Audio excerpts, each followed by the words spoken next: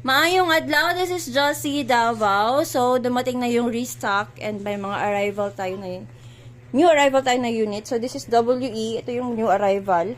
WE Glock 17 Power Up. So, ito siya. Usually, yung FPS reading niya is nasa 440 hanggang 460 FPS. Then, restock ng WE Glock 17 4 series M92 Beretta na silver. May double bell Glock 17. Then, sa mga naubusan ng double bell 18C, ito yung may full auto na unit. May restock na. Then, yung naghahanap na din ng Pit Viper na double bell, may restock na din. Yan. Then, yung WE full auto. Anytime, you can come here at Josie Davao. Thank you!